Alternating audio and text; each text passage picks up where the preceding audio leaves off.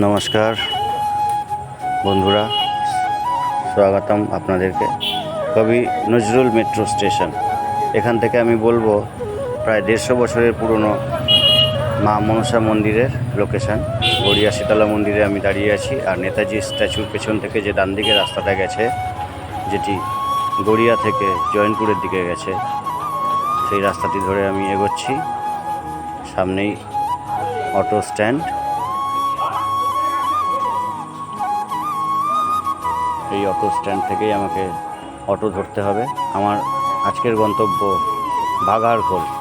বাঘারঘোল madam house স্টপেজে আমাকে নামতে হবে। তো এই যে অটো স্ট্যান্ড, এখান থেকে আমি অটোতে বসলাম। তো চলেছি বাঘারঘোল ম্যাডাম বাড়ি মোড়। এই যে এটি ম্যাডাম বাড়ির মোড়। আর এখানে অটো আপনাকে যে ধারে নামাবে, ওই ধারেই দেখুন সৎসঙ্গ বিহার বোর্ড আছে। ওর গা দিয়ে বাঁদিকে এই যে রাস্তাটি ঢুকেছে, এই রাস্তা ধরে আপনাকে এগিয়ে যেতে হবে। ম্যাডাম বাড়ির উল্টো দিক দিয়ে যে রাস্তাটা ভেতরের দিকে এসছে, সেই রাস্তা ধরে চলেছি। দেখুন পাশে বিশাল আকার একটি পুকুর, খুব সুন্দর পুকুরটি। আশেপাশে কিছু গাছও লাগানো আছে, ছোট বড় বিভিন্ন। সামনে একটি ফুল গাছ, এটা টগর ফুল গাছ। কত সুন্দর লাগছে দেখুন, খুব সুন্দর। রাস্তার ধার দিয়ে বসার জায়গা করা আছে, বসবার ব্যবস্থা আছে।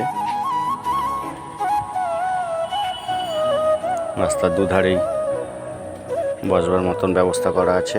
এখানে দুটি মন্দির আছে বন্ধুরা, আমি আস্তে আস্তে দেখাবো আপনাদের।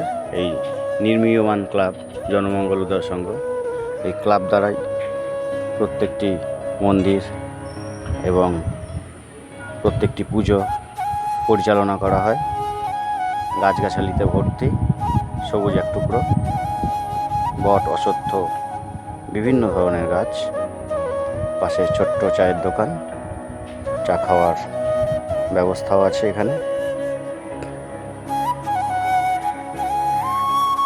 যাই হোক, বাবা শিব, ভোলে বাবা সামনে দেখতে পাচ্ছেন আপনারা, নন্দীকে নিয়ে। আস্তে আস্তে মন্দিরটি দেখাই, দেখুন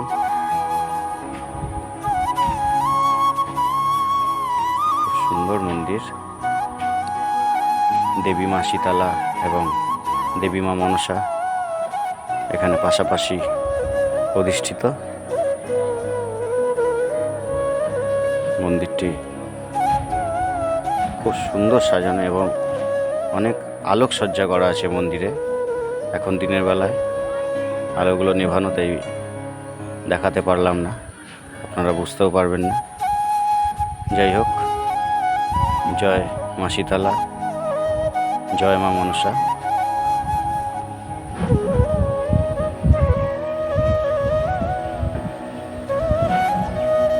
আশেপাশের পরিবেশ কিন্তু খুব সুন্দর। আরও একবার আপনাদেরকে শিবলিঙ্গটি দেখিয়ে দিই, দেখুন। যাই হোক, এখন আমি আমাদের সাথে পেয়ে গেছি এই পাড়ার বাসিন্দা এবং এই ক্লাব জনমঙ্গল উদয় সংঘের একজন কার্যকর্তা। দাদা, আপনার নামটা বলবেন? আমার নাম সনদ।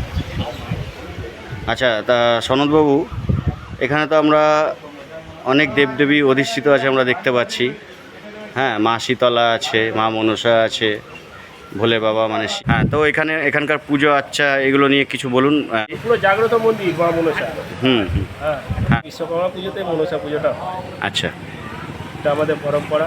আচ্ছা, ঠিক আছে। হ্যাঁ, কিছু বড় ঠাকুরের মন্দির জাগ্রত, মা তারার মন্দির জাগ্রত। আমাদের পরপর তিনখানা আছে, বজরঙ্গবালী, মা তারা, আর বড় ঠাকুর। তিনটেই পুজো হয়। আচ্ছা, ধুমধাম করে পুজো হয়।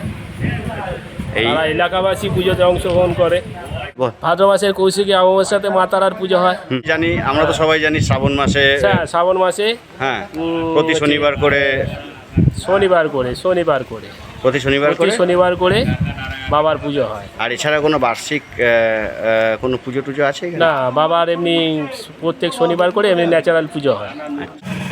শিবরাত্রির সময় শিব পুজো হয়, চৈত্র মাসে নীল পুজো হয়, ভাদ্র মাসে বাবার জন্মবার ওখানে পুজো হয়,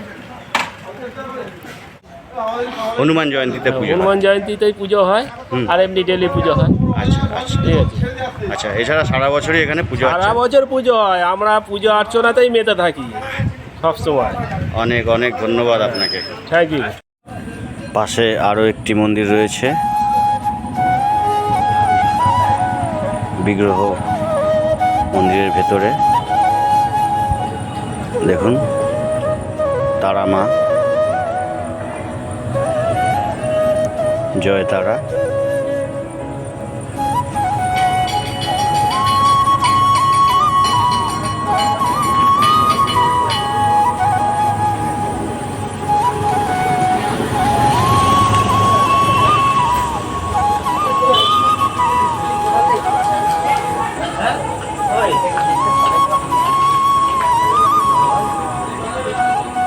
जय बजरंगबली, श्री हनुमान जी।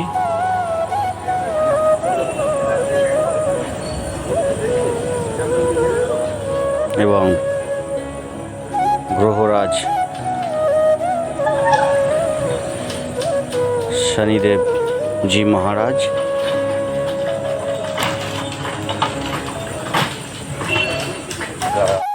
অনেক দিন 20-25 বছরের বেশি হবে তো কম না। এই মন্দির হ্যাঁ, এই যে মানে নতুন করে যে সুসজ্জিত করা হয়েছে। নতুন করে যেটা সাজানো হয়েছে আর- আর এটা তো জন্ম জন্ম আমাদের পূর্বপুরুষের পুজো।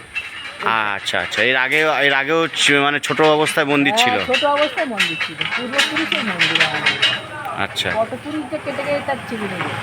তা আমি নতুন পুরনো ধরছি না, মানে টোটালে মন্দিরটা কত বছরের হবে তাও? বোধহয় 3 পুরুষ তো কেটেই গেছে রে বাবা। 3 পুরুষ মানে 100 বছর বলা যেতে পারে? হ্যাঁ, 100 বছর কেটে যাবে না, একটা মানুষ তো 60 বছর 70 বছর করে বেঁচেছে। হ্যাঁ হ্যাঁ। মানে 3 পুরুষ তো কেটেই যাবে না। আমাদের শম্ভু বাবা যে তার আমার শ্বশুরদের কাল থেকে সেসব এইসব এখানে সব রয়েছে। তো চিন্তা করো না কত বছরের জিনিস। আচ্ছা, তুই নিয়ে মন্দিরের পাশেই কি সুন্দর সান বাঁধানো, সিঁড়ি বাঁধানো পুকুর। অনেক অনেক ধন্যবাদ। ভিডিওটা এখানেই শেষ করলাম।